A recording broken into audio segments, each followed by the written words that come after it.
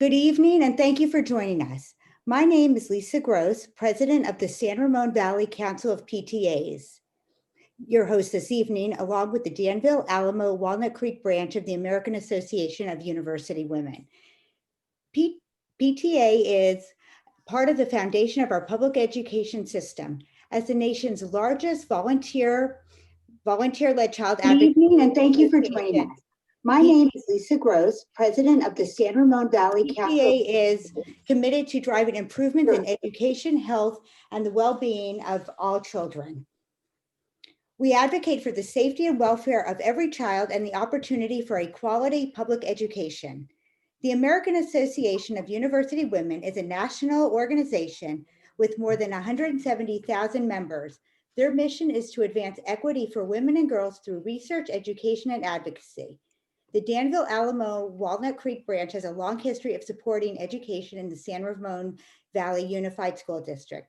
Tonight, the Danville, Alamo, Walnut Creek branch of the AAUW, along with the San Ramon Valley Council of PTAs, are pleased to bring you a candidates forum with all 6 candidates for the San Ramon Valley Unified School District Board of Education. In partnership with Gina Chanel and Jeremy Walsh with the Pleasanton Weekly, they will moderate this candidates forum. We request that you keep your video off and your speaker off unless you are a candidate. Now, without further delay, I will turn the program over to Gina and Jeremy, our moderators for the evening. Gina?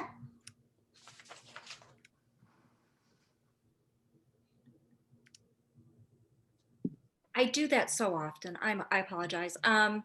Wouldn't be a Zoom without it, right? Thank you, Lisa. And welcome everyone to the San Ramon. It looks wonderful. I think we have a mic on. Welcome to the San Ramon Valley Unified School District Board of Trustees Candidates Forum. Thank you to our partners, the San Ramon Valley Council of PTAs, the Danville, Alamo, Walnut Creek AAUW, and the San Ramon AAUW. Since the last school board election, the district has transitioned from an at-large election process to trustee area elections. There are 2 trustee areas on the November ballot, areas 2 and 3. In area 2, candidates Shelley Clark and Priscilla Graft are challenging incumbent Greg Marvel. Candidates Laura Bratt, Kumar Nallusamy, and Scott Roberts are competing for the area 3 seat. We asked all candidates to participate together tonight because we believe that although voters in the geographic areas, only the voters in the geographic areas will be able to cast a ballot for candidates in that area, this is a unified school district, and trustees will be making decisions for the entire district, not just their area. It's important for the community to be familiar with all the trustees. I'm Gina Chanel. I'm president and publisher of the DanvilleSanRamon.com and the Pleasanton Weekly. Jeremy Walsh, the editor of the Weekly and Danville San Ramon, is my co-moderator tonight. Many community members submitted questions, very thoughtful questions prior to the event. We combined questions on similar topics. We are not able to monitor chat tonight, which is why we asked for questions in advance. And I know this question comes up often. The candidates were not given the questions before tonight, before the event. We will start with 2-minute opening statements for each candidate. Each candidate will have 90 seconds to respond to questions. There is a timer that has a green screen right now. When that screen turns yellow, it's visible to everyone. When that screen turns yellow, you have 30 seconds left. When that screen turns red, please stop. Let's see. At the end, each candidate will have 3 minutes for opening statements, or I'm sorry, for closing statements. Because of time, we have asked the candidates to save rebuttals for closing remarks. We will go in alphabetical order, and candidate Bratt will give her opening statement first. We will then alternate who speaks first during the questioning portion of the program. So candidate Bratt, would you start us off? 2 minutes? Thank you. My name is Laura Bratt, and I'm running for the San Ramon Valley Unified School District's Board of Trustees in Area 3. I'm a parent with 4 current students in San Ramon Valley schools, a proud and supportive mother to my awesome LGBTQ+ son, which gives me a unique perspective into inclusion and marginalization within our district. I was raised by activist parents in a multiracial family, standing side by side with my loved ones and feeling the entitlement afforded to me purely because of the color of my skin. I was a temporary guardian for my niece who was at Iron Horse first semester and saw the high level of support given to her as an at-risk student, but also gained insight into her educational experience as a young Black woman and how different that is from my own children. I lived abroad for several years when my children were young and gained insight into navigating an unfamiliar educational system without the power of language, much like our ESL and immigrant families. I have been volunteering and serving leadership roles in schools for the last 12 years, including multiple elementary and middle school site councils, on our district's LCAP stakeholder committee, as elementary foundation president, on preschool and elementary PTA boards, as well as a classroom and community volunteer. I'm a marketing and communications professional and have built and managed my own consulting firm for the last 25 years. I'm also a former online instructor, which gives me the knowledge and experience to see remote learning with a growth mindset rather than the fear of the unknown. As your board trustee, I will be committed to partnering with and being a strong ally for our broad spectrum of communities as I bring a much needed perspective to our leadership and shine a bright light on our wide variety of insightful stakeholders, ensuring that every decision is made through the lens of transparency, equity, and compassion, so that together we can deliver a strong and supportive academic environment for all of our students. Thank you. Thank you. And candidate Clark. Good evening, everybody. I'm Shelley Clark and I'm running in Area 2. From the time I chaired my first auction in 2008 at John Baldwin Elementary, I have been a strong advocate for students and parents in San Ramon Valley School District. After raising over $400,000 in 3 years at John Baldwin, I saw the impact I could have on the educational experience of all our students, and it became my passion. I have 2 children who have been through schools in San Ramon Valley. The last one graduated in 2018, but my passion and commitment to the students of this district has not changed. It is my love of this community and wanting to give back that prompted me to declare my candidacy for a board seat. I bring a completely unbiased view and unique perspective to this board, born from the experience I have gained at every level of public education and my career. As PTA president at John Baldwin, Ed Fund president at Charlotte Wood, and PTSA president at San Ramon High School, I work closely with students, parents, and staff, working side by side to bring organizations together for the benefit of all our students. As the chairman of the Parcel Tax Oversight Committee, I learned how the district utilizes those funds in relationship to the budget. And as the vice chair of the Facilities Oversight Committee, I learned how our bond funds are used to build new and improve existing facilities. I also bring 17 years experience as a financial manager for a technology company, a company my husband and I founded in 2003. My deep ties to the parent community, teachers and students, and my years of experience as a parent leader and advocate have prepared me for a seat on this board. I'm ready to hit the ground running on day one to take on the challenges that we now face. Transparency, fiscal responsibility, equity, putting students first, and repairing the trust between this board and its stakeholders are important cornerstones of my platform. Thank you. Thank you. Candidate Graft. Hi there, I'm Priscilla Graft and I am running for School Board Area 2. I am the only Area 2 candidate with kids currently in our schools. And you might think, well, of course, school board would have parents on it, but actually that is not the case with our school board. Currently, we only have one trustee who has children in our schools and his term is up and he is not rerunning. And we cannot end up with a school board without current parents on it. And here's why. Students are the primary, or should be, the primary constituency of a school board. And parents are the primary advocates of their children. You have to have the crucial perspective of current parents on our school board to help us navigate times like these. I also am the only Area 2 candidate with an MBA from one of the top business schools in the country, UC Berkeley. I'm a quick study, I'm thoughtful, I'm very well versed in financial matters and budgeting and negotiations. I'm also a transformational leader at a top Bay Area company, and I am very skilled in change management. I have a ton of experience, hands-on experience in corporate culture work, evolving culture into a really dynamic, collaborative, trusting force that's rooted in being bold and being diverse and being inclusive. I've always been actively involved in my kids' schools. And it is my firm belief that the best ideas and the most practical solutions come from those who are living the issues at hand. It's also the people living it who have the most passion to push the boulder up over the hill. Things I don't know how to get them. This election is an opportunity to fix a representation gap on our school board. So I hope you join me, you vote for Graft. Thank you. Children will be my #1 priority. Thank you. Sorry for the auto bomb there. Candidate Marvel. You're muted. There we go.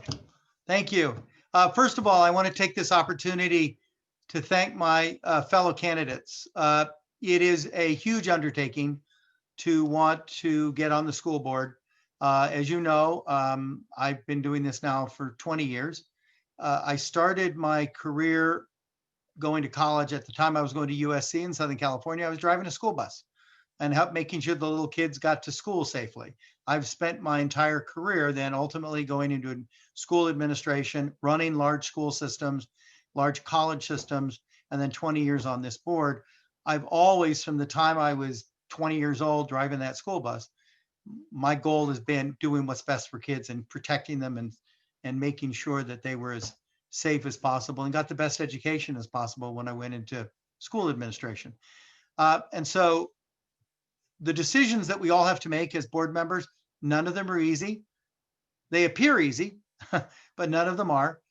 We are the second lowest funded school district in K-12 district in California. And with those come very hard decisions. And yet we're one is the highest ranked. We couldn't have said that when I got on the board 20 years ago. We were a good district. We weren't a great district. Financially, we were in trouble. We were on the watch list. We had lots of issues. Our facilities program was under grand jury investigation constantly. There were a lot of things that had to happen. So in the last 20 years, we've turned this district from a good district to one that is one of the best ranked in the country. And we didn't do that by making easy decisions. Rarely are the easy ones the right ones, frankly. I think the priorities that need to be that kids are first. The adults are not going to be at the front of the bus. The kids are going to be at the front of the bus, using my bus metaphor. I think that's number one. I also believe that we have many, many issues facing us that we need to deal with, and you need experience on the board. Thank you. Thank you. 2 minutes goes by quickly. Very quick. But you'll have closing statements. So candidate Nallusamy, sorry. Nallusamy. So, good evening, friends, students, parents, teachers, and staff. I'm Kumar Nallusamy. I have been involved more than 10 years services in schools.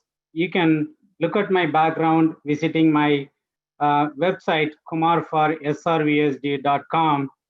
More details, my background. So I have been talking to many of you, and including parents, students, teachers, and staff for the past few months. So I'm going to summarize the issues faced by our community here, but some of you listening, please take it as a positive feedback. As a parent, before the pandemic, many of us are not fully aware of the school board responsibility, but still many of them not understood. Please wait for my next video. Then next thing is, parent asked, what are the Board of Education reopening strategies? Then there is a big communication gap between the school board, school district, and stakeholder. And there is a special education needs, the resource was not shared properly. And can we get a good counseling? Lack of counselor at school. And some of the teacher is not teaching or taking accountability. And there is a different teachers using different grading methods. Why? District can look at it. And so the more, can we do some more focus on young kids education area, and how we can involve more parents, teach more parents to the PTA, Ed Fund and volunteer opportunities. The current challenges happening in the remote learning, what are the action we are taking to the school board is taking and correcting on district? And our district is said, yeah.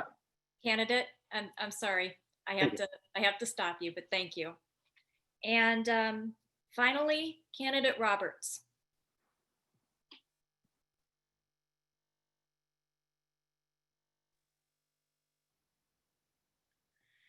Good evening, everyone, and thanks for the opportunity to participate. My name is Scott Roberts, and I'm running for school board in San Ramon Valley, Area 3. What makes me unique is that I actually went through the school district and have always called San Ramon my home. And right now, more than ever, we need actively involved leaders that can navigate these unprecedented times. I serve on the San Ramon Valley's Education Foundation Board of Directors, where I make critical decisions on school funding programs. I also serve on the district's Parcel Tax Oversight Committee, providing oversight and transparency on district expenditures. I have built relationships with district staff, teachers, students, and parents, and understand the key issues. My immediate focus is to safely return students to school. Meanwhile, ensure remote learning is equitable for all students.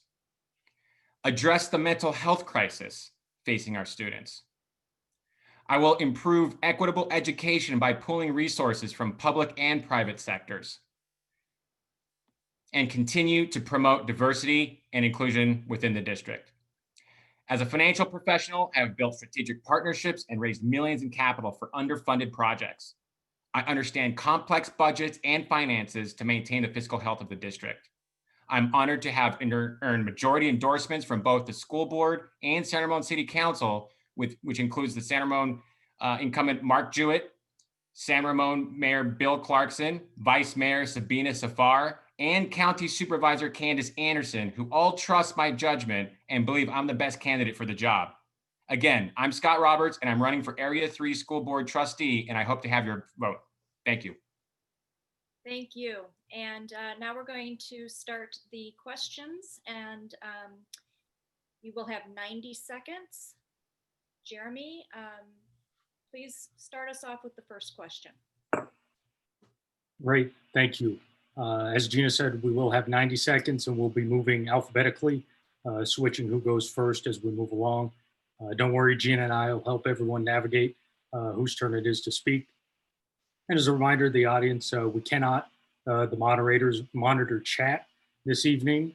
We did base a number of our questions, base all of our questions on input we received from readers beforehand. And we do ask you to be diligent to make sure your audio and your video is not accidentally turned on to interrupt the proceedings. So our first question, we will start with Shelley Clark, Area 2 candidate. And let's begin with the COVID-19 pandemic. There was news yesterday that Contra Costa County may be advanced out of the state's purple tier and into the red tier as early as next week. How do you feel about schools reopening? And what are some of your ideas to ensure there is minimal disruption to students who may attend school in person and to students who may continue to do so virtually? I think the district has to come up with a solid plan to get our kids back in school safely, number one. And I think that means that we have to incorporate all of our stakeholders in this plan. We have to incorporate our teachers so that we know that we have the safety measures in place so that they're comfortable to come back. And we need to include our parents and our students to find out what their needs are and to be able to meet those. Great, thank you. Next up, Priscilla Graft, Area 2.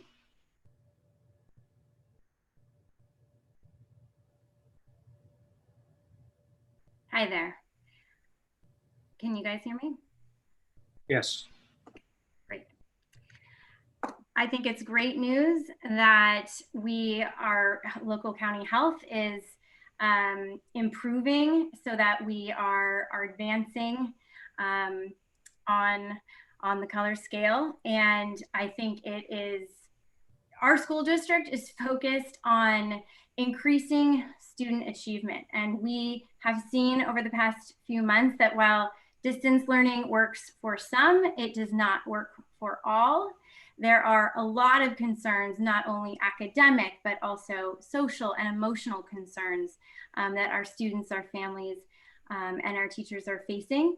And so I am 100% in favor of exploring and pursuing all safety measures so that our students can safely return to in-person schooling.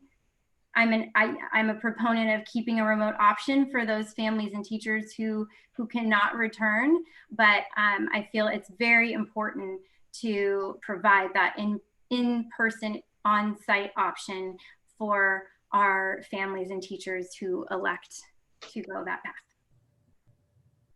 Thank you. Next, Greg Marvel, Area 2. Go. Hello there. Yes. So I have to deal with this literally on a daily basis, as you can imagine. I am a strong proponent of coming back as soon as is reasonably and safely possible. There are a lot of stakeholders involved. We have parent committees that are meeting. We have teacher committees. We have classified employee meetings. We have union negotiations going on related to the health effects. So there's a lot of things happening. There's also a lot of money that has to get devoted because we have to have personal protective gear and equipment that's ready for when we do come back. We also are debating now what to do related to issues surrounding what do you do in the middle of a semester? Can you lose the teacher that you had and get to a different teacher? And the reality is, I believe both groups of teachers, both groups of parents have valid concerns. If you want to stay at home and do distance learning, great. If you want an in-person experience, which I think is the best form of education, we're going to provide that as well in as safe possible as we reasonably can. And that's what we're headed for. Hopefully by mid to late October, no later than early January, depending on what happens with the county's placement in the color scheme that the county has. Thank you. Next up, Kumar, Nallusamy, Area 3. Again, that's a great question. I think this is a question I happen to hear many parents when I was working or meeting with the parents.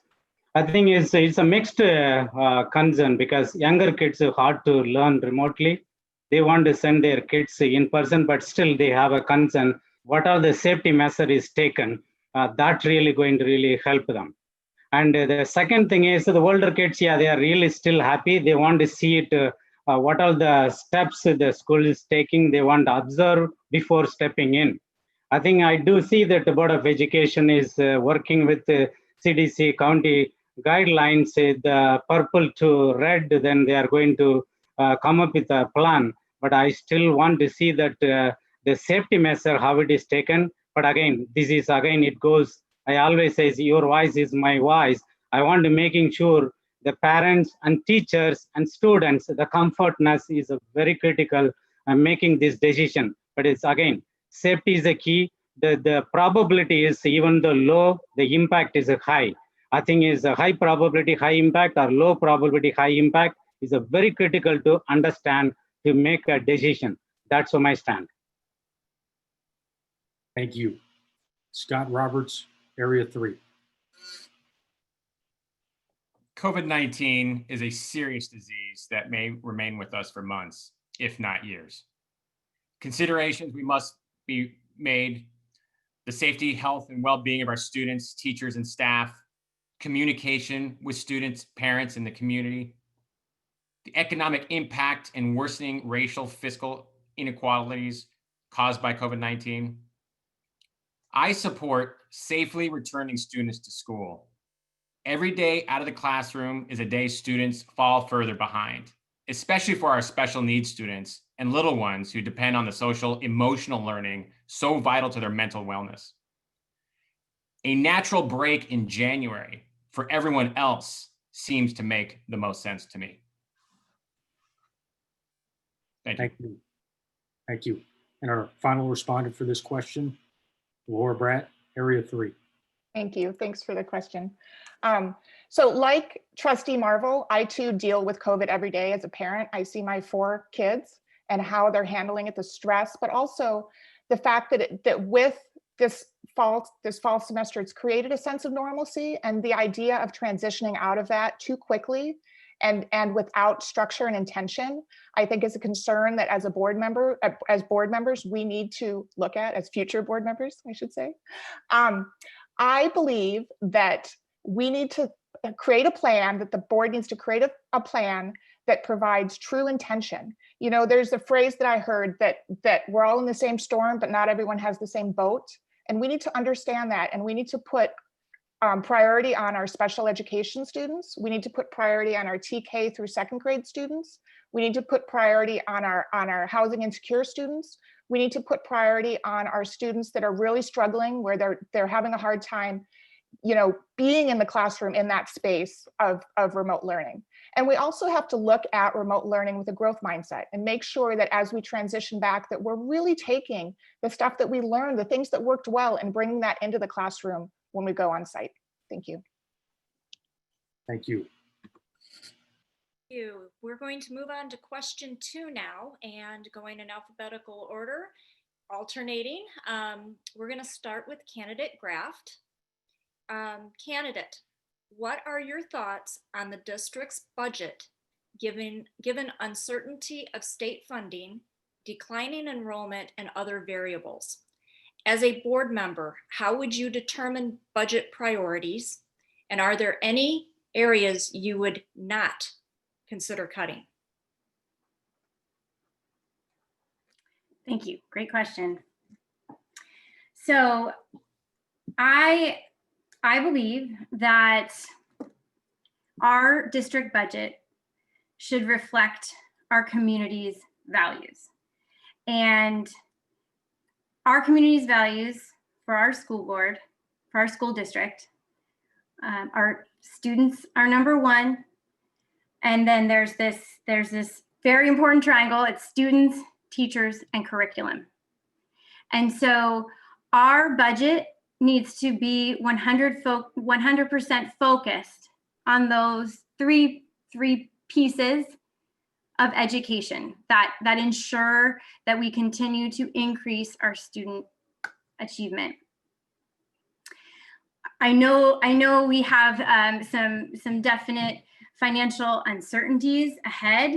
Like you said in your question, we have declining enrollment.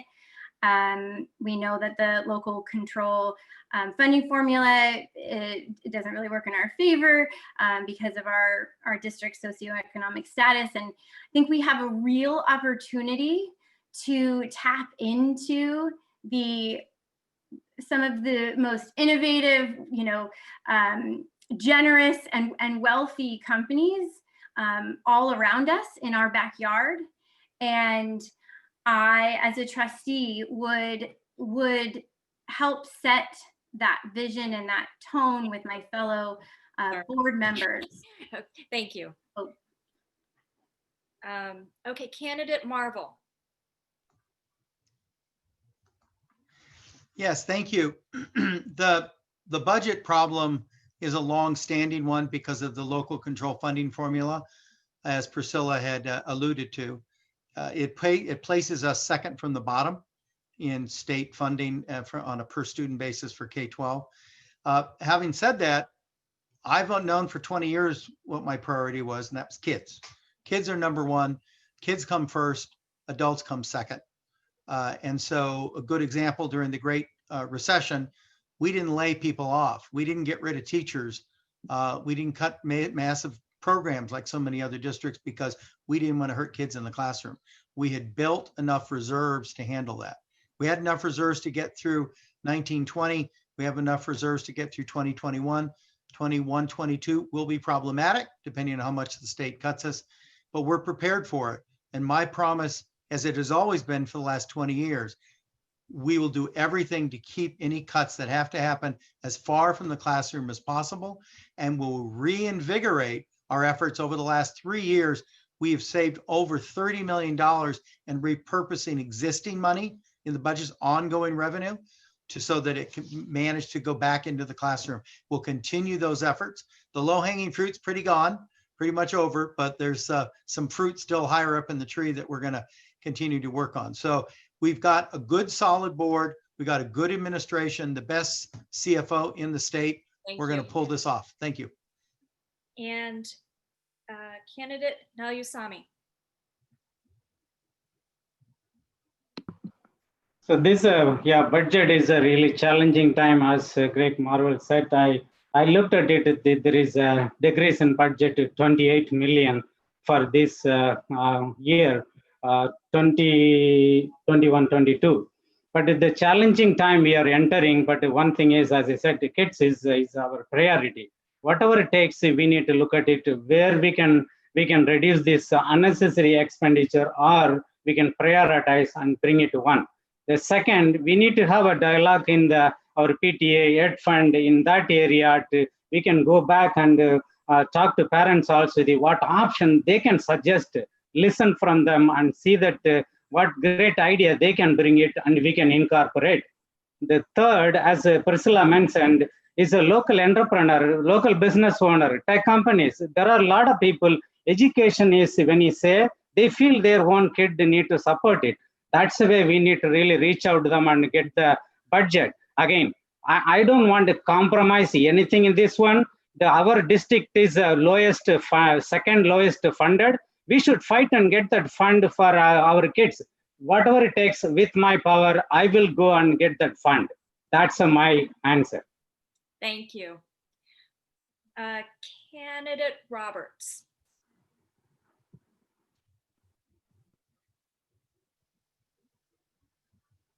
Our budget is complex and a lot of moving parts. Being the second lowest funded district in the state doesn't help matters, especially when 90% of our budget goes towards paying teacher salaries and benefits. Working with our budget takes intensive planning and stakeholder input. So I think in terms of any types of budget cuts, we would have to listen to our community on that. As a financial professional, I have built strategic partnerships and raised millions in capital for underfunded organizations. I understand complex budgets and finances. As a member of the District Parcel Tax Oversight Committee, I have the due diligence experience to ensure we are being transparent, as well as putting checks and balances on our spending. Thanks. Thank you. And candidate Bratt. Thank you. Yes, we have shortfalls. We have a shortfall of 16 million for this year, 28 million for next year, and 38 million projected for the year after due to decline enrollment. And we don't know what will happen with tax revenue with the COVID-19 issue. I believe that as a board member, we have to look at expenditures and how they relate, how they are relative to how they serve our community and our goals, how they serve our students. We need to make sure that as a board, that we review these expenditures so that we're looking for the best possible alignment of resources and student-centric goals, and adjust as the data comes in, adjust as we start to understand what our revenue is going to look like through LCAP and whatnot.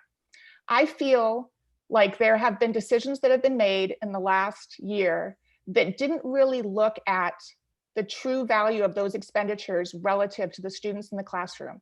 And I would be that person on the board that would question that would take that to task and make sure that if we had to make a decision like that, that we made it in a way that our community understands. Thank you. Thank you. And finally, candidate Clark. Yes, there's no doubt that the budget has been an issue for many years and continues to be, especially these days. And what we do need to set our priorities, and I think we have to look at exactly where our money is being spent. We received funds from the Learning Loss Mitigation Fund for COVID. How are those being spent? Where are they going? We received funding for CTE. Where is that funding going? Is it being used for the purposes for which it's been designated? There are different levels of funding for elementary, middle, and high school. And how are those being distributed?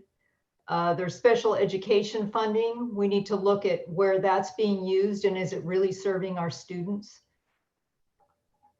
As chairman of the Parcel Tax Oversight Committee, I saw the impact that had, that funding had on our school district. And I think that we may need to ask our community, our parent community, to contribute more towards our schools through another parcel tax, or reaching out to other companies and corporations for professional development funding for our teachers.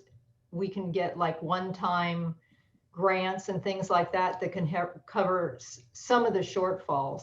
But I think it's really about prioritizing what our needs are for our kids and watching that as it comes in, as Laura said, and making that our priority. Thank you. Thank you, Gina. Next question, we will begin with Greg Marvel, Area 2. John Malloy is less than 2 months into his tenure as the district superintendent. What is your assessment of Malloy during these early weeks, and from what you learned about him during the board's hiring process during last school year? How will you work with the new superintendent to achieve your goals for the district? Thank you. We went through a very complex recruitment process. We ended up getting a new superintendent who has literally an international reputation for being a quality educational leader. He's taken districts and moved them forward, and that's the kind of guy we got. He's written textbooks. He's a internationally renowned education expert, and that's who we have as our superintendent. In the 2 months that he's been with us, there's probably no more single important issue facing us than how do we get through this pandemic in a way that has the least negative impact on our students. And he's done a marvelous job of picking up the pieces August 1st and moving forward with it as rapidly as he could. He's very inclusive. He's very much of building on working with stakeholder groups, working with the board, but ultimately it isn't his decision. He gets, as there's an old saying in education, that the superintendent gets his say and the board gets its way. And ultimately that's true. So his job as a superintendent is to persuade 5 of us that his vision is ultimately the right one and the best one. We won't always agree, but ultimately we hired an expert for his knowledge, for his advice. And so far he's doing a marvelous job of helping us navigate the very complex minefields that we're going through currently, both in the pandemic and then all the financial issues that we're being hit with because of the pandemic, and then the state budget. So I think we hit a home run with him. Thank you. Next up, Kumar Nallusamy, Area 3. So I want to really say that this the credit I want to tell the current board did a great work hiring a right person based on my couple of interaction with Dr. John. Really appreciated your service here. And I do understand he came from the different large school district expertise.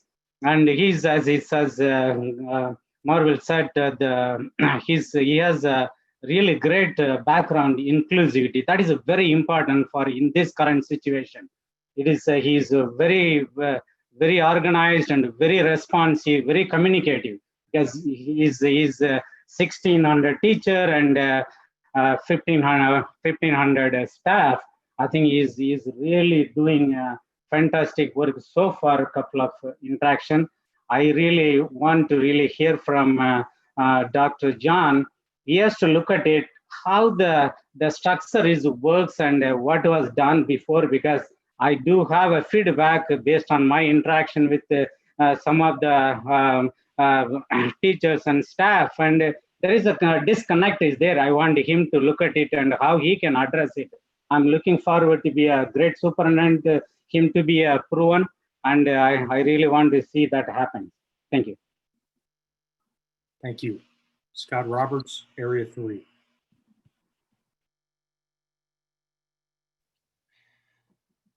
So my recent conversation with Dr. Malloy was amazing. He truly was very sort of outspoken on his views on how we're going to get this community going in terms of what types of, what type of information we need to get from our community. Dr. Malloy, in my opinion, it has been the right choice. He's very clear and communicative and very inclusive when he's reaching out to our students, staff, and everyone within the district. Throughout my professional career in community activism, I have learned that successful leadership and governance require effective, efficient collaboration and communication. As we move forward with this new superintendent, we must ensure proper communication takes place throughout the life cycle of any recommendation. Thanks. Thank you. Laura Bratt, Area 3. Thank you.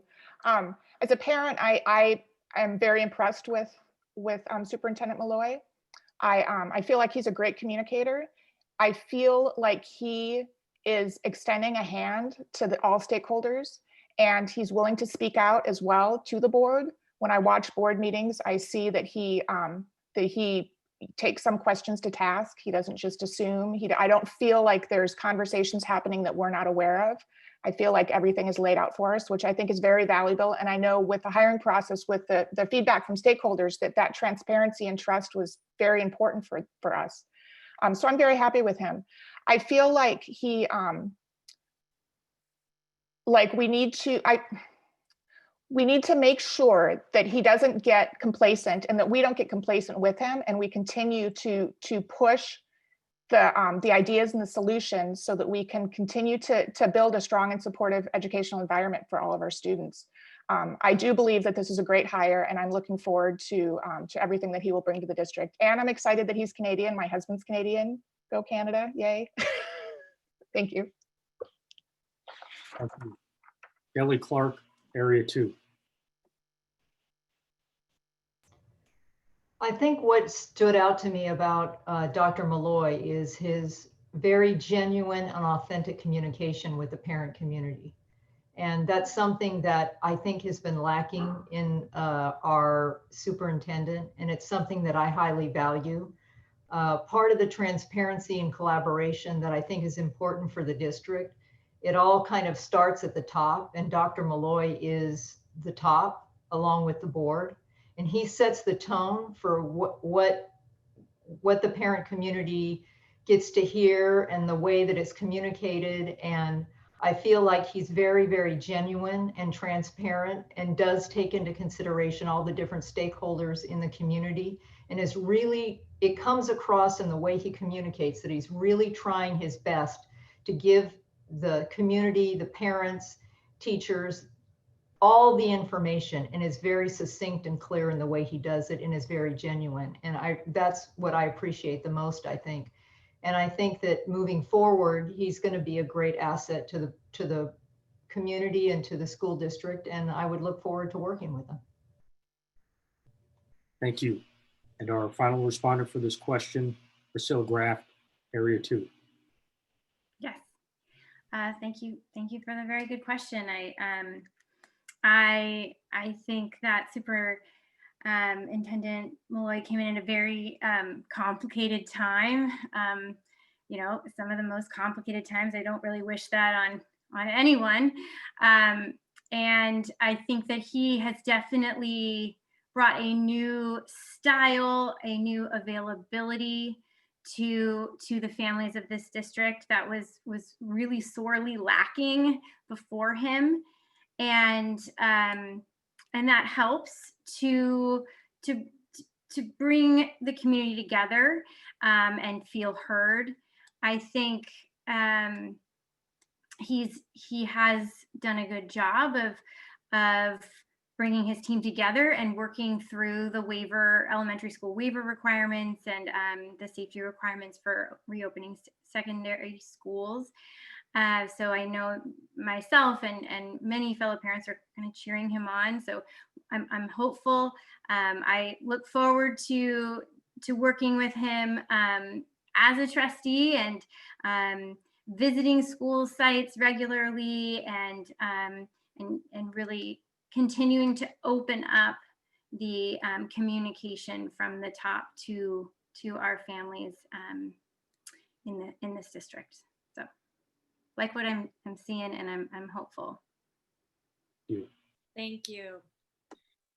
Moving on to our next question, which we will start with candidate Nallusamy. I'm sure you are seeing a pattern here.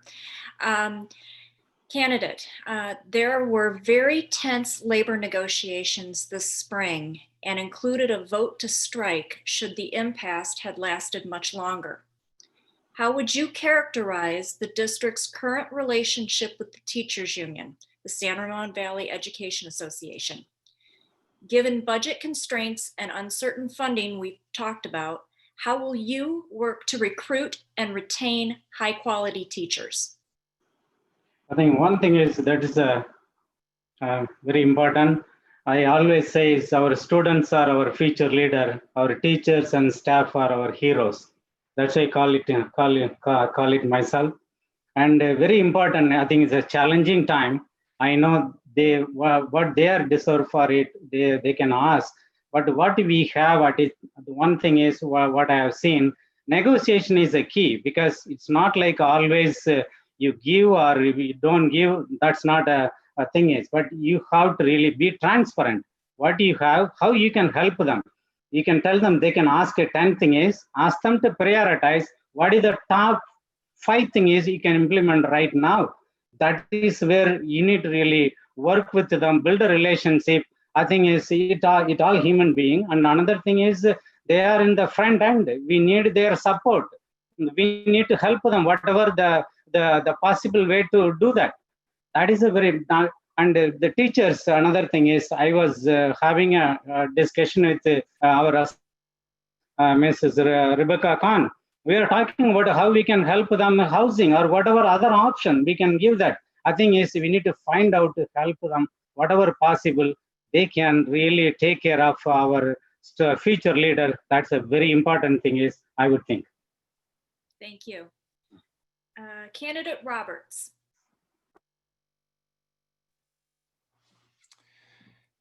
So as one of my top priorities is to support, hire, and retain the best teachers. I think we can all agree that teaching should be the most respected profession. Why? Because K through 12 is the most important thing we actually do. Sadly, teachers' salaries don't reflect this. I went to our schools. I care deeply for our teachers. In fact, I'm honored to be endorsed by our Teacher of the Year, Nushin Saadat, from Quail Run Elementary, who knows I strongly support our teachers. Thank you. Thank you. Candidate Bratt. Thank you for this question. It's a really important one. I feel and know that our teachers are the gold of this district, and we have to respect and value them. I moved here because of the teachers. I chose this district because of the teachers. That's why my kids go to school here. And in the last few years, seeing a narrative that felt like, as a parent, I was seeing our teachers being pitted against our students, and we as parents in between having to make a choice, just felt it made my stomach churn, and it made me really, really sad. And as I learned more about it, I felt like part of that narrative came from the negotiation and the bargaining, and a narrative that was set by our board members. And I know, speaking with teachers, that some of them really felt like they were villainized in the bargaining. I believe that we need to, as I said, value and respect our teachers, and we need to support them in a way that, that for me, support them in a way, support them in a way that really, really, truly gives them a structure so that they can be the best teachers that they can possibly be. I'm proud to be endorsed by SRVUSD. I strongly support them, and I know that they support me, and I value them. I value them, and I value all of our educators. Thank you. Thank you, and I apologize for the wrong button. Candidate Clark.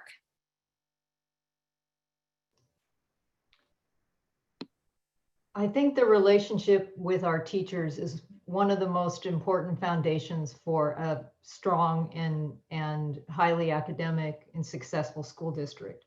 I think mutual respect, regular communications, proactive policies, teamwork, and collaboration need to happen with the teachers union, with all the teachers in the district. And I think that's something that has not been present in the last couple of years, especially, and it's created this division between parents and teachers and the district and teachers. And if you don't have a good relationship with the teachers, then how do you improve education? Because they're the ones who are in the classrooms with our kids every day, educating them.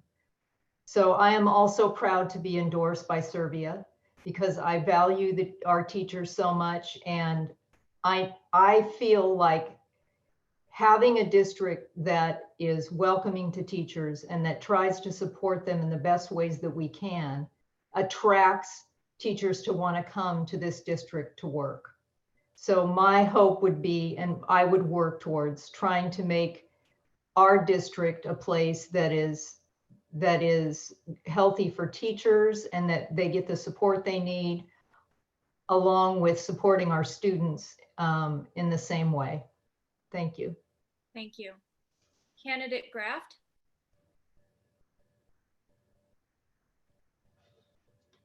Hi there. So as a parent of kids in the district, I have the great benefit of working so closely with teachers in our district, and they're broadcast into my home every day these days. And the way that our teachers have navigated COVID and this new environment has been really inspiring, and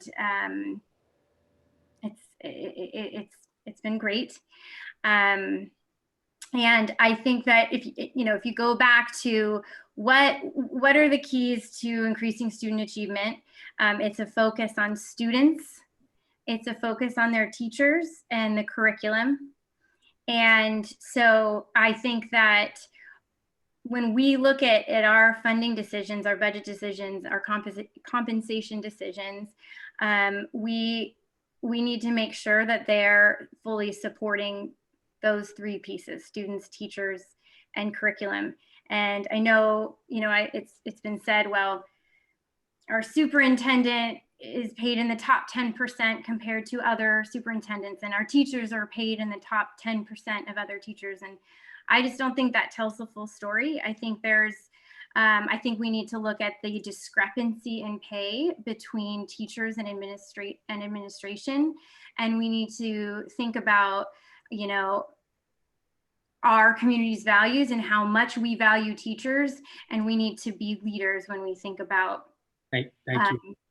Not just looking at percentages, but looking at, let's close that gap. Thank you. Thank you. Candidate Marvel. Thank you. First of all, I'm a strong supporter of teachers. I have been for 20 years. We were in the top third in salaries in the Bay Area when I got elected to the board. We're now number one in salaries and when you look at total compensation, because you have to look at both. Many districts around us don't pay health and welfare benefits. 100% has to be paid out of the teacher's paycheck. We pay 100% of their health and welfare if they pick the Kaiser plan for family.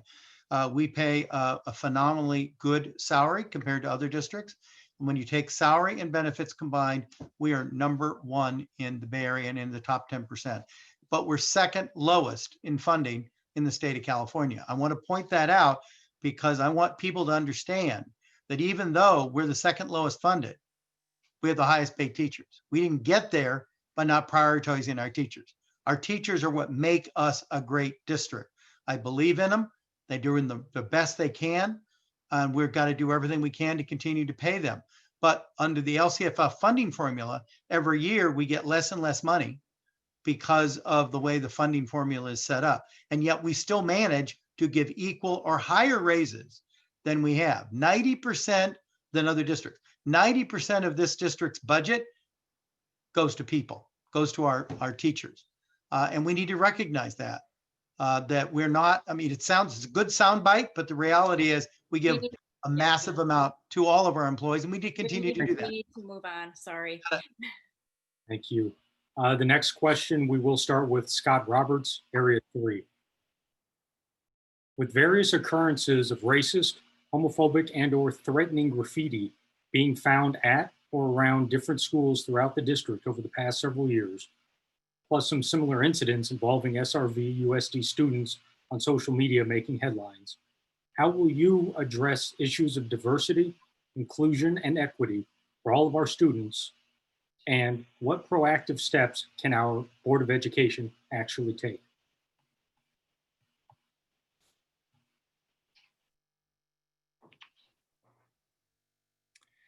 As a product of a biracial family, Asian and Caucasian, and growing up in what was then a much smaller and less racially diverse San Ramon, I witnessed the changes in demographics firsthand.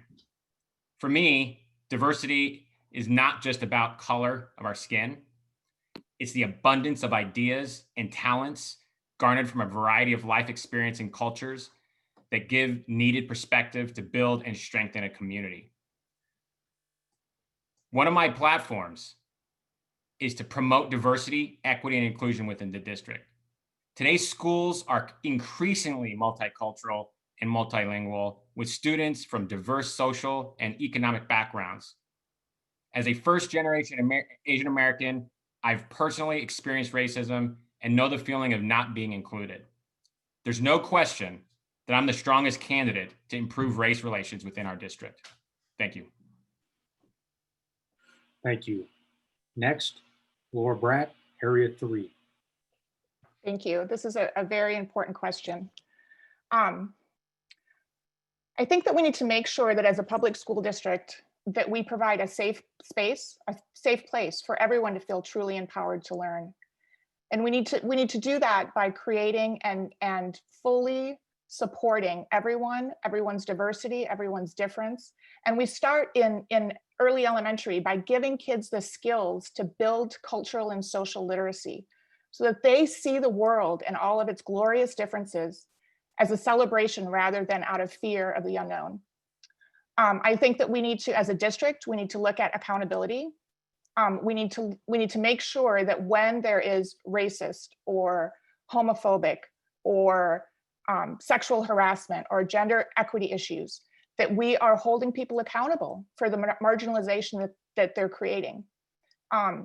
We need to make sure that our educators, you know, they're of an older generation, of my generation, when it was okay to say certain things, and it's not okay anymore, and it never was okay. But we need to make sure that everyone understands that the adults in the room model equitable and inclusive teaching practices so that every child can be truly empowered to learn and to feel confident in themselves and in the space where they're being educated.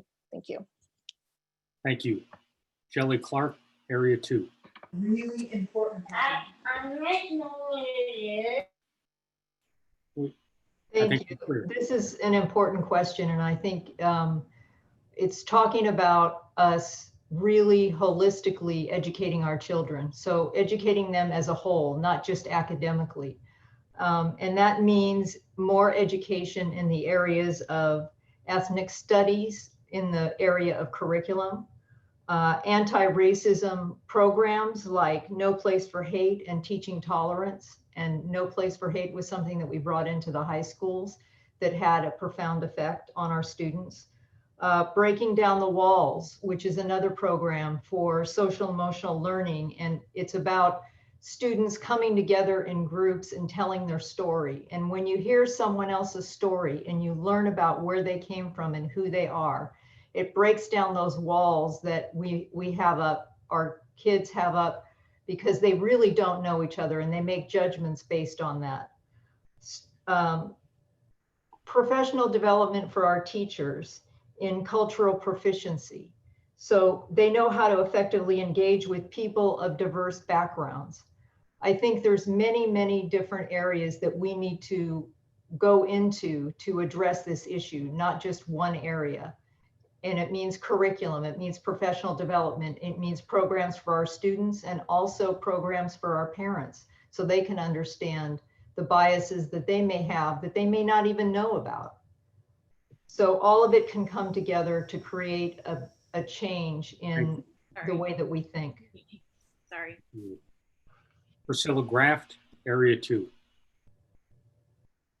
Yes, this is an extremely important question. And like Laura Bratt said, every single student in our district should feel that they have a safe space to learn and grow and achieve.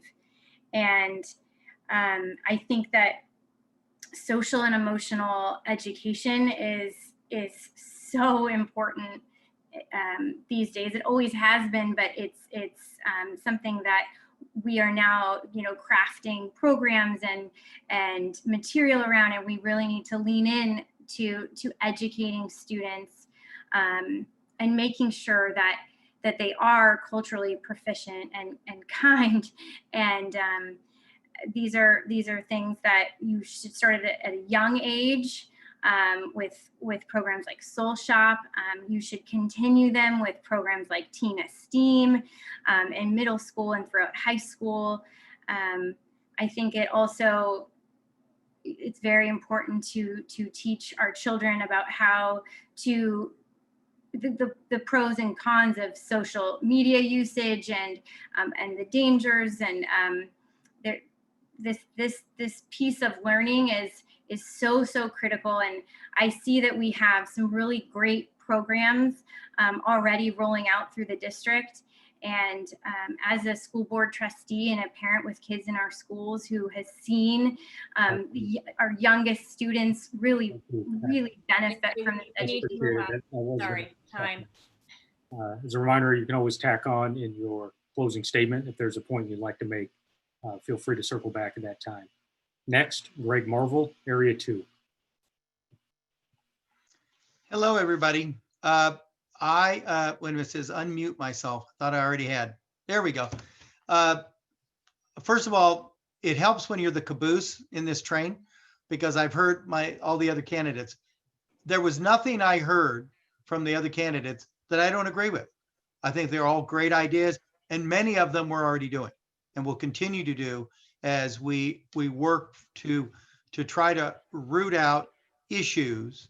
Some of them very poignant, some of them very graphic, graffiti as an example, but also training kids and training our staff to understand how to deal with the inevitable conflicts that come up from time to time when you have 31,000 students with different views, different home lives, different attitudes. The dares on social media, as an example, it's a real problem. What I can tell you is when we catch the perpetrators that do things like the recent graffiti, as an example, we are unable to tell you in public what happened to them. Can't do it. But we can tell you action happens. Appropriate discipline takes place and appropriate education so they understand from their mistakes and learn from them. And we do that. So kudos to my fellow candidates who came up with good ideas, all of which we're frankly already implementing, and we continue to do that. It's an important issue. Every child needs to come into the district feeling safe. Time's up. Got it. And our final respondent for this question, Kumar, Nallusamy, Area 3. So this is a great question, and all of them shared the thought process. But this is why it is brought up more. If you look at it, Black Lives Matter, the national movement was an important one created. I think is I'm going to look at it, inclusivity in schools, and propose a curriculum change, because fundamentally we need to look at the curriculum long goal, how the young children can understand what is right, what is not right, build them better future leader, and ethically how they can manage the cultural differences. Not only Black lives, all other cultural differences is there. How really educate everybody in terms of bringing an expert in outside, at least to give that overview, at least the older kids can understand better.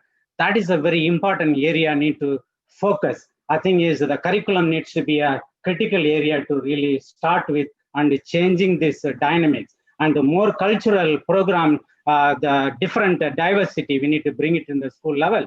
That's going to really change why I'm doing, why you are doing, what is the difference, they can understand. Then help other, hug other, and I think is cheers will happen. That's the way I'm thinking this will change. Thank you. Thank you. Moving on to question 6. We'll start with candidate Bratt. We're going right back to the beginning. As was mentioned earlier, this marks the first election for the San Ramon Valley under trustee area-based voting for school board seats. How do you plan to address the concerns and priorities of the entire school district and not only the area you represent? More importantly, what will you do when those needs seem to conflict? Thank you. I believe that as a trustee that I need to listen to all stakeholders. I need to make sure that that everyone's voice is heard and that everyone is allowed to speak their truth, and then become that conduit to take that information and bring that to the board. I plan to go to school sites, all school sites. My kids are actually at Cal and Iron Horse. We live up in Doherty Valley. I believe that it's important for us to fully understand what's happening in our specific community and also what's happening in our full school district. It is a large school district: Alamo, Danville, San Ramon. We need to make sure that that all voices are heard. So that's what I intend to do. And I firmly believe that I can, with my experience and the fact that I've lived in different school districts and I understand what a good school district looks like, and that I can take that information and I can fully listen to and be a full and supportive ally for all of our communities. Thank you. Thank you. Candidate Clark. Yeah, thank you for the question. While I may be running in Area 2, I feel that I'm a representative for the whole district.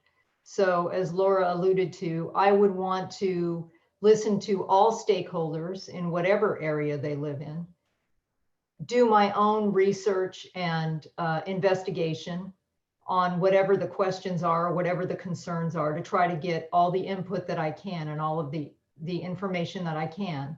And I would take that back to the board, and my decisions would be based on first putting students first and what is going to be best for the most people, for the most students, for the majority, because sometimes there are tough decisions that need to be made and you can't please everybody, and you have to be able to discern what is going to be the best for the biggest part of the community, what is going to serve us the best. And that would be the basis for how I would make my decisions.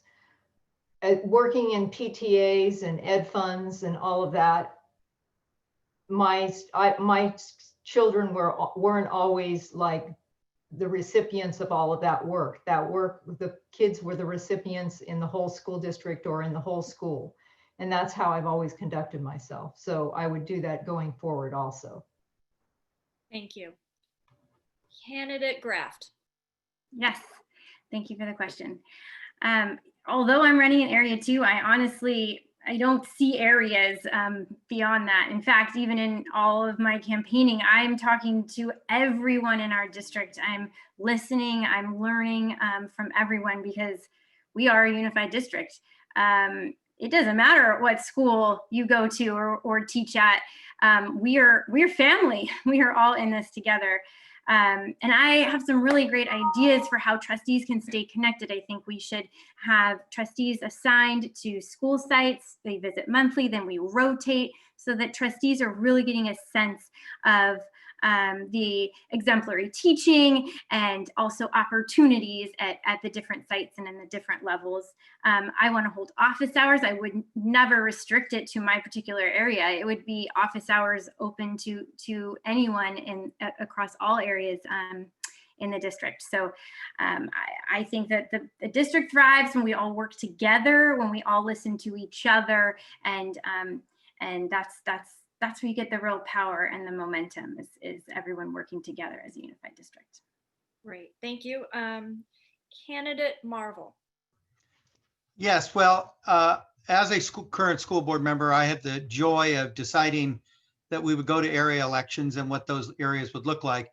One of the things we did, because we looked at how other districts operated, what we discovered is that many, many districts that have trustee areas have silo trustees. In other words, all they care about is their little area of the district, and people as a group, the board as a group, they've lost perspective on what's best for the district as a whole. So one of the things we did is we crafted the trustee areas in a way where you had, every trustee was going to have at least 2 high school attendance areas that they would service to help broaden their appeal to work with a larger segment of their community. Because all 5 of us that are currently on the board, that's how we would operate. We didn't know what would happen in future years. So that was number 1. We crafted it that way. Number 2, you have to elect people that are going to believe in the term I use is the greatest good for the greatest number of people. And that's usually a district-wide perspective. This board member has always felt like that. I will continue to feel like that. I hope whoever else gets on the board with me will share that perspective, because those districts that do not have that perspective are usually districts that are in trouble. Thank you. Candidate Nallusamy. So this is a great question. Just I want to tell how many schools we have, how many students we have. 32,000 students, close to 32,000 we have. 22 elementary, 8 middle school, 4 high school, and 2 alternative education. But the thing is, when I was talking to my campaign, even graduated from some of them from lives in Dodgeville area, they went to California High. I asked them why. There are subjects not offered here, they moved there. I think it's a very important, I already mentioned in the website, my video, I'm going to host a town hall, every high school, 2 to 3 months frequency we can decide, but I want to listen from directly students, teachers, parents, everyone to directly their concern, ideas, and prioritize and see that how we can implement. That's very important. I know it is a different diversity, different dynamics. We need to understand their expectation, how we can fulfill. That's why I'm going to host a town hall meeting in every school. Thank you. And last, candidate Roberts. Yes, this year we are electing school board members by district. My district happens to be District 3, was created to give Doherty Valley residents representation on the board for the first time. However, the Board of Trustees is elected to represent all of the people of the district and within the entire district, all 5 districts. Trustees should always be guided by what's best for kids. Stakeholder input is vital to the success of every program. I've actually had the opportunity to work with the various schools on the Education Foundation. I hear the different opinions that are going on out there. I do my best to take their voices back to the board and to sort of shuffle through all of the different types of things that we can possibly do to help. What we have to do is we have to keep listening. We have to know that we're not just in our own district, supporting just our own district. We really have to make sure that we're looking at everybody and ensuring that we're taking in all of the feedback from our stakeholders. Thanks. Thank you. Next question, we will start with Shelley Clark, Area 2. Future facility upgrades will be a key talking point during the upcoming board term, especially as past bond monies are ultimately exhausted while state and federal governments continue to underfund school facilities. What would you do? Would you support the district asking the voters to approve another bond measure for facilities, or do you have alternative ideas to find funding sources for necessary future infrastructure improvements? As chairperson of, as vice chair of the Facilities Oversight Committee, I saw the impact that the bond money has had on this school district. We were able to build a 3-story building, the biggest construction project that this district's ever done at San Ramon Valley High School. We were able to build new buildings at Stone Valley Middle School. So I know the importance of keeping our facilities up and being able to keep building as we need and improving what we have. So I would propose that we first look for alternatives to another bond measure, but keeping in mind that the bond measure money is large amounts of money, and it's not going to be easy to find other sources that are going to cover enough to be able to build new buildings and improve our existing structures. But I would definitely be looking at that first so that we can take the burden off of parents and off of the community to supply those bonds. But I think those bonds are important, and I think it's something that we need to keep on the table so for the future. And depending on where we are as far as our enrollment, then we can gauge what facilities that we need to improve or change. Thank you. Priscilla Graft, Area 2. Yes.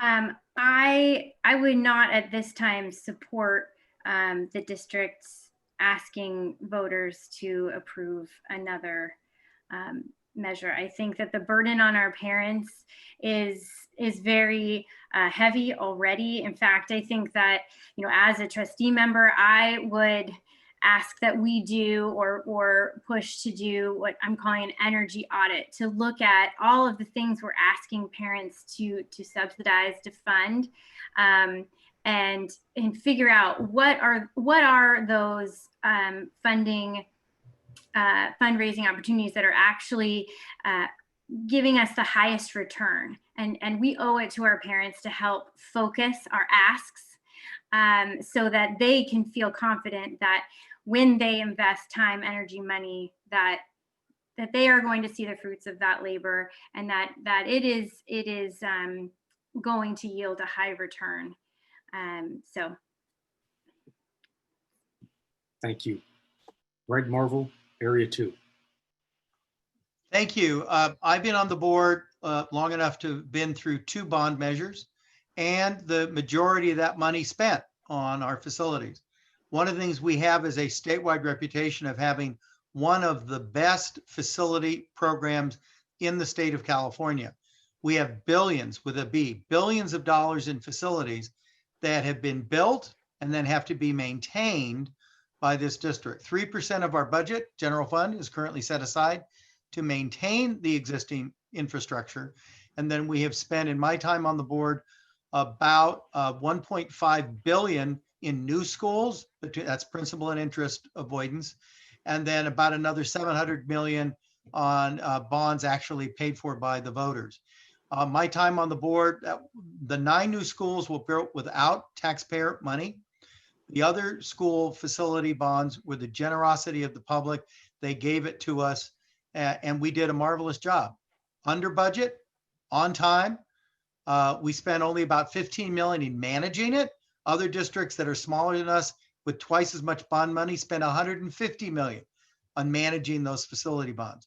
We've done a marvelous job. We were told by statewide organizations that we literally have some of the best facilities in the state, and we've managed the money wisely. I would not be in favor of another bond until we had proof and we had a study that showed that the facilities needed it, because the way the funding works in California, the state doesn't fund it. You have to do it yourself, pretty much.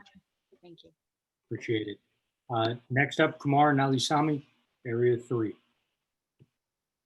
So that's, yeah, so I agree with Greg Marvel. One of the important thing is what I do, I'm going to look at it. If the facility is really needed, so what if we don't do it, what is the impact? If we do it, what is the benefit? We put together and see that what is the important need immediately. Again, I'm going to take to directly to the parents, teachers, and staff, directly all stakeholders, at least to look at it. They can at least provide what are the options they can give always, because they have a better thought and ideas, support this kind of initiative. That's the way I look at it. It's approving a new bond is going to be a challenge. There's a pandemic time. It's very important to look at the benefit you are going to get it. Well, that's very important. That's my thought. Thank you. Scott Roberts, Area 3. So I would have to say that we do have amazing facilities in our district, and we're lucky to have that. I think that we with our very tight budget, we do a pretty good job in our spending. It'd be really tough at this time to support something like that, a bond measure. Of course, we would want to have more feedback from the community. So I can't really commit to that right now, but just in a general sense, based on that, I really don't think I could support it. But my idea, one of my top priorities, is to essentially pool assets, right? Do a sort of this pooling of resources from public and private sectors. As a current San Ramon commissioner, I have the needed experience to work closely with city officials and will continue to bridge the gap through active involvement in the school district, local government, and corporations. So I think we can get this done by leveraging our community. Thanks. Thank you. And our final respondent, Laura Bratt, Area 3. Thank you. Yeah, I think that we do have great facilities, but we need to make sure that they continue to be developed, to be taken care of in a way that that really shines as a school district. I think that with a bond measure, at this point in time, while I again wouldn't say I'm absolutely for it or I'm absolutely against it at this point without all the information, but I feel at this time with the projection of an economic downturn, I think that there really has to be strong value in a need before a board considers another bond measure. I think it's important for us to first look at what we have and the spaces that we have and ways to use those. We have declining enrollment. As they're building, they're building the development at Bishop Ranch, which I believe will be 4,500 new households. Where are we going to put those students? And then how are we going to make sure that we're using the spaces that we have in a way that's the best use of those spaces? So I think it's important to first get all the information and make sure that we really need extra funds from a bond measure before we even look at that idea. Thank you. Thank you. And moving on, next question, candidate Graft will start.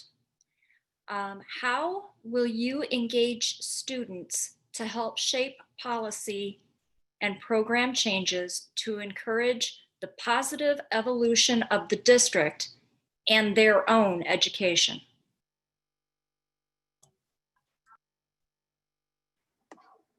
Student school board members. We know that other districts are doing this, and there's great training, and you can create a really valuable rotational program for students to have a seat at the table. We know that there's interest from our student body in doing this. We could hold elections. We could it would be such a learning opportunity, and also would bring the purest of perspective to the board. I mean, it doesn't get more direct than hearing straight from the students. And I am all about having students at the school board table. Thank you. Candidate Marvel. Yes, we have a very robust program of working with our existing student body. Not only do we have representatives, leadership attend every school board meeting, and they're off, and you know, we rotate among the schools.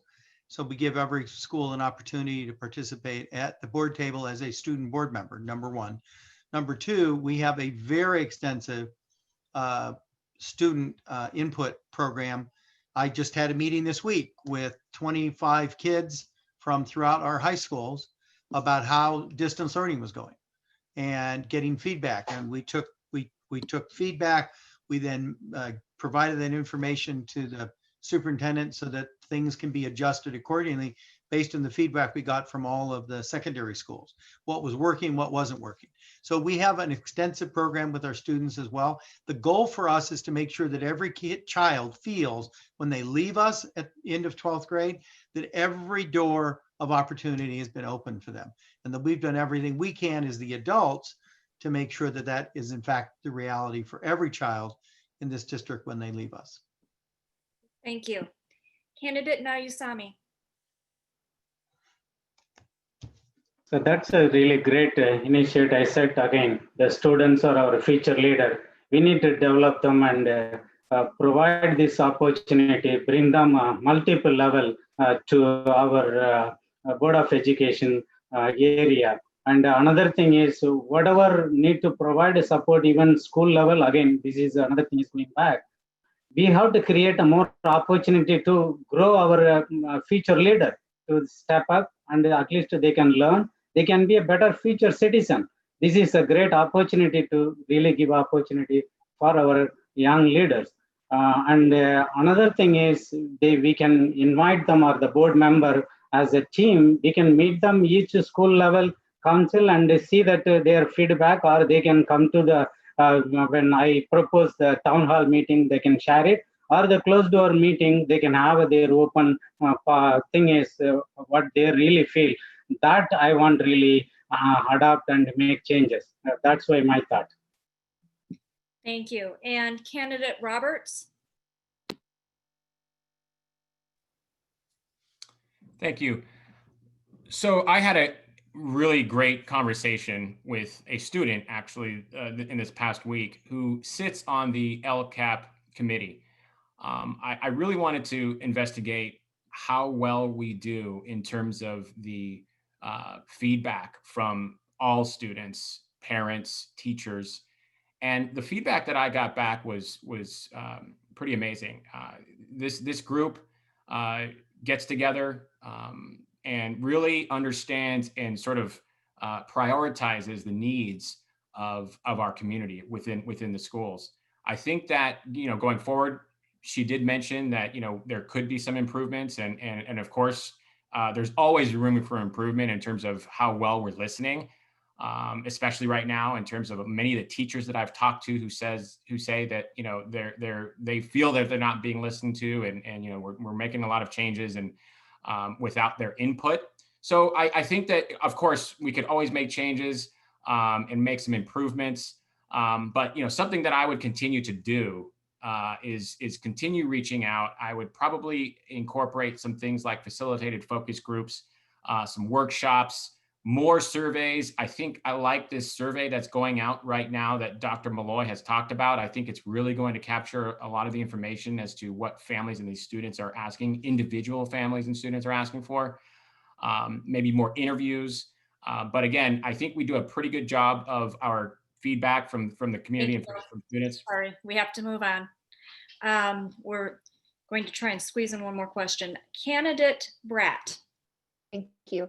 And thank you, Scott, for highlighting the LCAP committee.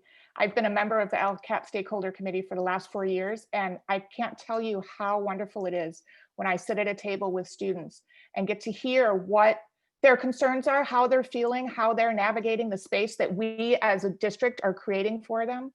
I think it's a very valuable outlet for them, or for us to hear what their issues are and their concerns. I also had the opportunity to speak with, so I'm finding that we have these amazing student advocates that are coming out of our school district.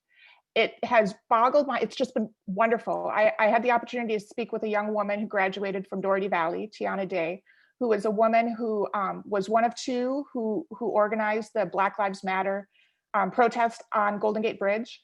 And she talked to me about curriculum. She talked to me about not seeing herself reflected in the curriculum. She talked to me about how she felt like she was pigeonholed because of the color of her skin, and ultimately didn't have a voice while she was at school. She found that voice in a social justice class as a senior, and then was able to take that and really step out into her own and claim her voice, which is just wonderful. We need to make sure that every student in our district, while they're in our district, has that voice.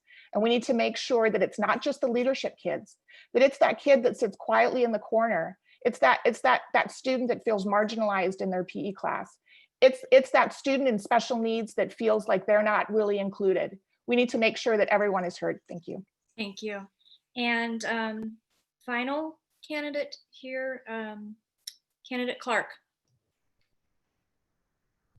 I think the inclusion of students in the process of their education is so important. And I experienced this firsthand with my work on the Challenge Success program that we brought into the middle school and to San Ramon Valley High School. And what we did was we did a survey of our students and found out a lot of really interesting information about their stress levels, about their priorities, about what affects them the most, about their emotional well-being. We found out they don't sleep enough. We found out that they have pressure from their families and they have pressure from the system that we're in. And I think it's so important to get this kind of information so that we can move forward with how do we know what's best for our students unless we hear it from them.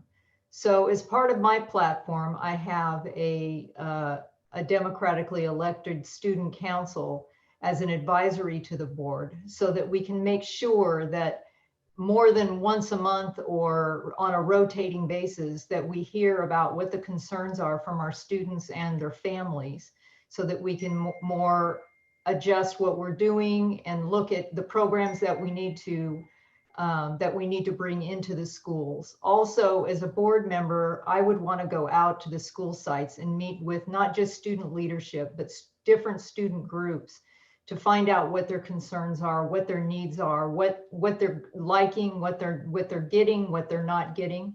I think it's critically important to be able to get all that information. Sorry, time's up. Thank you. And as Gina mentioned, this will be our final question to allow ample time for closing remarks. With the calls for social justice reform, some have raised concerns in opposition to having law enforcement officers permanently assigned to schools as school resource officers. In this question, we will begin with Greg Marvel, Area 2. How do you feel about having resource officers in district schools? So let me make my position crystal clear. The agreements that we have with the town of Danville and the city of San Ramon allow resource officers in our high schools. I am 100% supportive of continuing that program. The reality is one of my clients, I have a consulting business on the side. One of my clients is a district in Colorado that had a horrible tragedy. There were not police officers on campus when that tragedy unfolded. Bad people went to the campus to do horrible things. I got to have resource officers there, not 10 minutes away. I need them there. And so would it happen in our district? Probably not, but I don't want to be the guy on the board that voted to get rid of police officers when 3 months later there's some tragedy because cops weren't there. So bottom line, absolutely police on campus. We don't use them as Gestapo, as stormtroopers. We use them as a resource to help our kids, one, feel safe and to work with those kids that are having troubles. So 100% supportive, would not get rid of it, period. Thank you. Kumar, Nallusamy, Area 3. So this is a great question because I was talking about the student safety. I'm really unfortunate to hear somebody is removing the resource officer. I'm going to support resource officer need to be there. It is a very important. I support what Greg Marvel said. It's a very important. I did have a great conversation with Mr. Greg Stephen, Chief Police Officer, And it is not just having a resource officer sitting in the car going, no.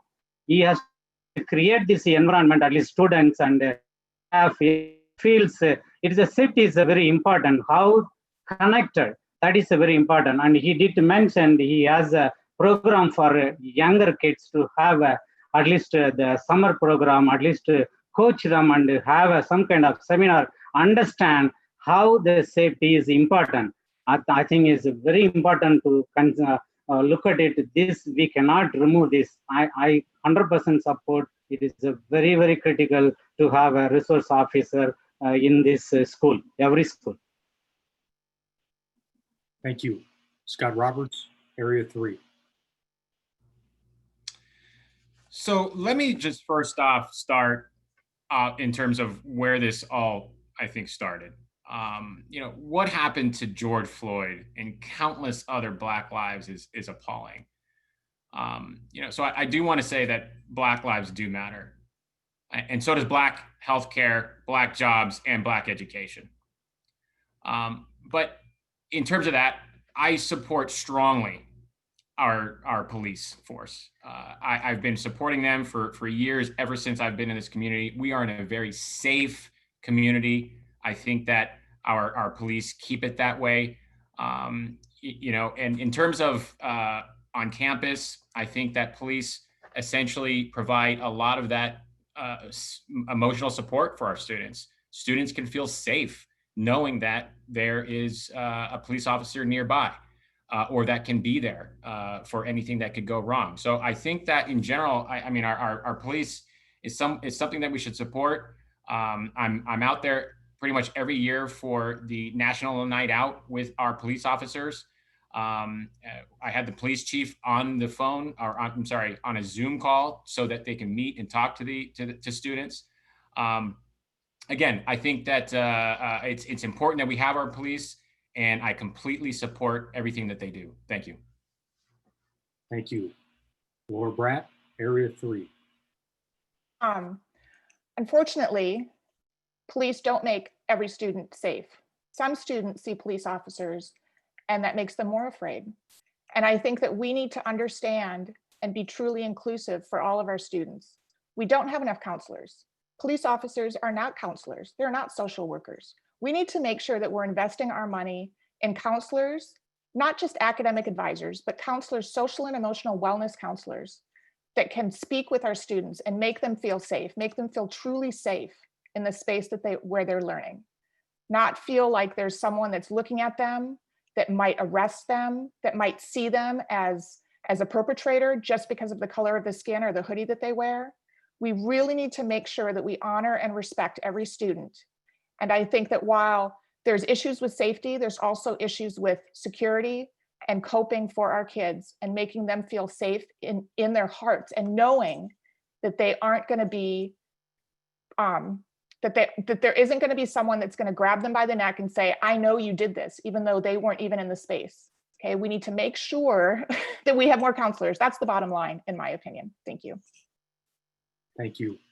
Shelley Clark, Area 2. I've seen firsthand the effect that a resource officer has at the high school. And I know that they can be a positive force because they develop relationships with the students because they're there all the time. And that can have a really positive effect on the whole student body. That being said, I think they're only a part of what we need to do to make our schools safer. And they need to have the training that they need, the special training that they need to be working in a school setting. We need more mental health services on campus, restorative justice programs instead of expulsions, work with the resource officer to give them the education they need so that they can work with students effectively and without fear. And I think advocating for more mental health services makes our campuses safer. So there's more than one approach to this, and there's more than one thing that we need to do to make our campuses safer at this time. Thank you. And our final respondent to our final question, Priscilla Graff, Area 2. Yes. So schools are places for learning. And, to Laura's point, we need to make sure that all of our students feel safe on campus. And I think that leaning into programs like Shelley mentioned, leaning into counselors is very important. I think it's important to partner with the police and have an alert system, but I very much think it should be in the background. I do not think it should be a distraction from learning. Thank you. That does mark the end of our questioning period this evening. Each candidate will now have up to 3 minutes to provide closing remarks. As a reminder to the candidates, the timer screen will turn yellow to signal 30 seconds remaining in your closing. We will keep you on your toes and go in reverse alphabetical order this time. And we'll start Scott Roberts, Area 3. Thank you. My name is Scott Roberts. I'm a first-generation Asian American, a San Ramon native, an alum of the district, and I believe K through 12 education is single-handedly society's most important responsibility. I'm compassionate and understanding of these challenging times. I strongly believe in returning students safely to the classroom, especially our special needs and little ones who are falling farther and farther behind every day, keeping in mind that families always reserve the right to stay remote. I will improve equitable education by pooling resources from public and private sectors. As a current San Ramon commissioner, I have the needed experience to work closely with city officials and will continue to bridge the gap through active involvement in the school district, local government, and our corporations. I have the experience and know-how to help navigate these difficult times. I'm the only Area 3 candidate with active district experience, and I will hit the ground running. I serve on the San Ramon Valley's Education Foundation Board of Directors, where I make critical decisions on school funding programs. I also serve on the District Parcel Tax Oversight Committee, providing oversight and transparency on district expenditures. I have built relationships with district staff, teachers, students, and parents, and understand the key issues. I'm nonpartisan, with no hidden political agenda, and promise to keep the safety and success of our students as my top priority. By choosing me to represent you, you join the majority of the school board, including incumbent Area 3 trustee Mark Jewett, as well as the majority of San Ramon City Council, including Mayor Bill Clarkson, Vice Mayor Sabina Safar, and our very own Contra Costa Supervisor Candace Anderson, in trusting and believing that I am the best candidate for the job. I am the only qualified Area 3 candidate who will truly represent you. Make the right choice and elect me Area 3 School Board Trustee. Ensure we have the qualified representation we want and deserve. My name is Scott Roberts, and I'm asking for your vote. Thank you so much. Thank you. Next, Kumar Nallusamy, Area 3. So I want to thank PTA and Danville, San Ramon Express coordinating this one, and thank you to all the parents listening. Please join me initiating a school board diversity. That way everyone has a voice. I'm committed to serve you. So I strongly believe together we can build trust and transparency. I want you to cast your vote for me from October to November 3rd. Lastly, I want to donate my school board pay to schools and new initiative. And another thing is I want to thank, when I started running for this board, I reached out to Mr. Ken, Mr. Mark Zubert. Still, they are very helpful. They're answering all the questions and supporting. Really, I want to thank them. And Christine is a special education, and Cindy Fisher, Dr. Malai, and Rebecca Khan, and Congressman Eric Swal, and School Teacher Union President and the team, and Police Chief Greg Stephen. All of them gave me a really great support when I asked the question. And I want to thank my family also, and my wife supporting me, and without her support, I cannot support all the way last 10 years in the school support. And another thing is, lastly, my son Kumar was trying to reach during the pandemic reopening, on-site opening, and he was trying to reach out to school board member. Then I connected with Mr. Ken and Mark. They are very impressed with the data he provided and convinced them to really consider going remote. That's important. And given that, I want to just highlight what I'm going to do as a board member. I think 7 C's. You remember 7 C's, PTAs: communication, curriculum teaching, counseling, care for special education student and young kids' educational need, college preparation, care for our teachers and staff, community connection leaders with the PTA, Ed Fund, and community visionary leader for generating the fund. And finally, the technology is very important. Now, right now, we are doing that remote. There are a lot of challenges going on. This is a pandemic. What happens? Something else comes. How we can be prepared and we can make it happen. And just want to elaborate the communication, the town hall meeting, I would host every high school to listen directly. And another thing is, I noticed Board of Education president says 10,000 email, only president is looking at it. Now that is not right way. We need to build IT tool to set up a category, somebody else looking and answering right away, not for president to really look at it and waiting. How 10,000 email is going to answer it? Then curriculum, we are in the technology evolvement. The curriculum is the long years ago developed. We need to really look at it, how we can going to revise and support the digital transformation. We need to move on. Thank you for listening. Thank you again. Thank you. Next up, Greg Marvel, Area 2. Thank you. First of all, I want to thank my fellow candidates for running for this opportunity. I don't believe there's anything more important that one generation can give to another than preparing them for life, preparing them for jobs, preparing them for their future. And it's a sacred honor, if you will. You get on the school board, you don't do it for personal gain. You don't do it for ego. You do it because you want to help the next generation. It's what I've done for the last 20 years, and I ask for your vote again. The results speak for themselves. We're one of the highest rated school districts in the country. We have incredibly high rates of kids going on to college. We have high SAT scores. We've actually won more awards from the College Board for our increasing AP test going rates than any other district in North America. We have great facilities programs. We're well managed. Even though we're second lowest funded in the state of California, our teachers are #1 in salaries in the Bay Area. We did that on purpose. We did it on purpose. Compensation is important to attract the best. Our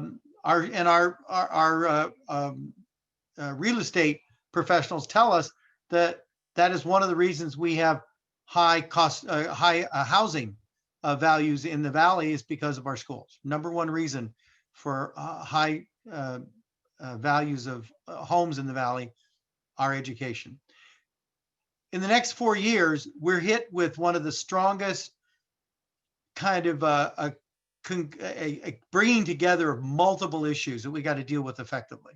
So the pandemic and how we're dealing with it. I think we made good strides compared to our spring, which was less than ideal. I think we've done a great job in the fall. Want to get kids back in person as rapidly as possible. We're having state budget cuts we know are coming in 21-22. I've spent 20 years on the board, including helping to shepherd this district through the Great Recession, where we lost almost $60 million in state funding. We're going to do the same. We're going to have to get through the 21-22 and beyond, and we can do that with a board that focuses on the bottom line and putting kids first and not adults first. We have declining enrollment for the first time in district history. We're going to have to deal with that, and I've got ideas for that. If you go on my website at reelectmarvel.com, it explains many of those. We have school facilities that we need to continue to manage, billions of dollars that we have to manage to make sure that a $10,000 roof repair doesn't get ignored and becomes a $2 million black mold problem. So you've got to spend money wisely and effectively.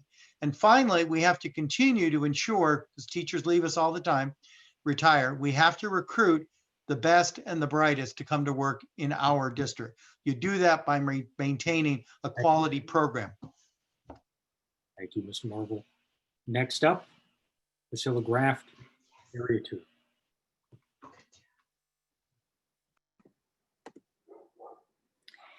So the school board must represent all of its stakeholders. And the only way to make that happen is if the school board is made up of the school community itself. We cannot have a board without the perspective of a current parent on it. Now is just not a time for trustees or candidates to sit back and rest on previous pre-COVID experience. Change will never be this slow again. Our educational system, our lives have been flipped upside down. And as we, work to navigate the next 4 years and navigate education in the next 4 years, navigate the budget issues that we have, we need people who have skin in the game. We need people who are living it as part of the fabric of their lives. I have the connections, both internal as a parent with school-aged children. I'm invested for the long haul. I also have the external connections in the private sector that we really need to capitalize on as we look at our funding issues going forward. I have the change management experience. I have the corporate culture experience of transforming, a culture that is feeling divisive into a really tightly knit, collaborative, dynamic culture that's grounded in being bold and inclusive and trusting. So I hope that you join me in my campaign, and we really focus on our students and put the school community back in the boardroom. Thank you. Shelley Clark, Area 2. Thank you. I am a proven parent leader experienced in all levels of public education whose work has resulted in positive changes within our school district. It has been said that the best predictor of future behavior is past behavior. If you want to know who I will be as a school board member, here are examples of what I've accomplished as a parent leader in the last 12 years. As chairperson of the Parcel Tax Oversight Committee, I changed the way parcel taxes are accounted for, bringing them into more targeted compliance with the ballot measure. I successfully advocated to change the bell schedule at San Ramon Valley High School to reduce student stress with a later start time, which was implemented by other high schools in the district. I actively negotiated with teachers as a member of the district homework committee to change the homework policy for the district to benefit our students' mental health. I actively opposed district cuts to high school sections that put 60 students in PE classes and increased class sizes. I helped develop a problem-solving matrix for high school parents to assist them in navigating issues at the site level. I was a founding member of the Challenge Success Team at San Ramon Valley High School, a program that helps students create a more balanced academic life. I raised over $400,000 as an auction chair for John Baldwin Cougar Ed Fund. I instituted the very first online registration systems at both Charlotte Wood Middle School and San Ramon Valley High School, which are still in effect today. As vice chair of the Facilities Oversight Committee, I successfully advocated and secured 240 parking spaces at San Ramon Valley High School when the district master plan called for only 63, by working with the town of Danville to secure $1.2 million for that parking lot. I worked to preserve the 7th period at all high schools in the San Ramon Valley Unified School District. And I have been awarded the Shining Star Award from the San Ramon Valley Education Foundation 3 times, more than any other person in the district. That's what I was able to accomplish as a parent leader. Imagine what I could do on our school board. I will hit the ground running on day one. If you want a fresh voice who brings results, vote for me on November 3rd. Thank you. Thank you. And to wrap up this evening, Laura Bratt, Area 3. Thank you. Thank you for this opportunity to discuss the issues our district faces. It may seem like there are many challenges, but this is a great district for a reason, and we can deal with them together. I have experienced 7 different school districts in multiple states and in 2 different countries. I know what a great school district looks like, how it affects a student, a family, its employees, and a community. I also know what a struggling district looks like. I'm not just an alum, but a proud graduate of public schools, from kindergarten through high school graduation onto my degree from the University of Wisconsin. My husband and I chose to raise our kids here in San Ramon, where they have been in our schools here since elementary school. And I also have district-wide experience, including sitting on our LCAP committee for the last 4 years. I am the candidate to see us through these unique times. I have skin in the game. My kids are in the classroom. I know our teachers. I know our parents. I am a parent, and I know our students. I can see and am actually a part of the struggles we are facing as we navigate COVID, with safety in our schools, with academic outcomes, with social and emotional wellness of our students, and the current lack of transparency and trust in our leadership. When I am elected, I will not sit on the board lock and step with the status quo. Instead, I will respectfully bring in a much needed perspective, one that will take questionable decisions to task, one that will be the lifeline between our stakeholders and leadership, and someone who you can trust. I fundamentally believe that I don't know everything, that my job as a leader is to step into each decision with an open mind, take the time to research the issues, as well as listen to and truly learn from those I represent, to build consensus when possible, to guide effective collaboration with our stakeholders, and to make tough decisions, to lead transparent and authentic engagement, and to help everyone to understand the why and how behind how our decisions are made, so that whether we agree or not, we at least trust that it was made thoughtfully and in a comprehensive way. As your board trustee, I will be committed to partnering with and being a strong ally for our broad spectrum of communities, as I bring a much needed perspective to our leadership and shine a bright light on our wide variety of insightful stakeholders, ensuring that every decision is made through the lens of transparency, equity, and compassion, so that together we can deliver a strong and supportive educational environment for all of our students. To learn more about my campaign, please visit my website at votelaurabratt.com. You can find me on social media at Facebook, Instagram, and Twitter at votelaurabratt. And in closing, I just want to say that I'm asking you to please vote for me, because I have the experience and the passion to truly bring all of our stakeholders together. Excellence is a group effort, and together we can truly make a difference. Thank you.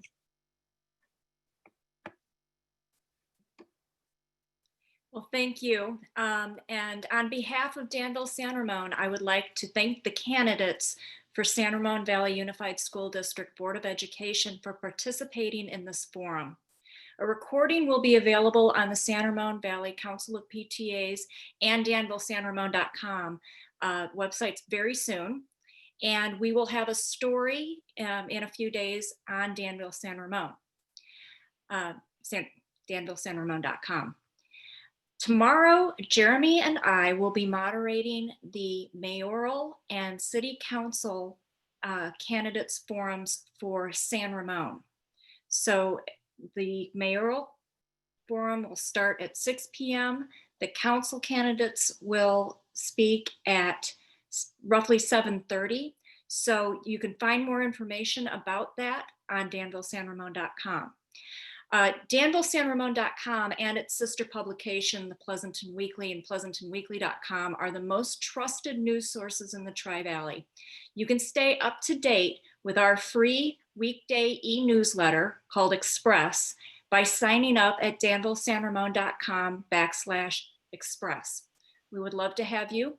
Thank you all for joining us tonight, and have a wonderful evening. I just want to say thank you to everyone for attending, and remember to vote.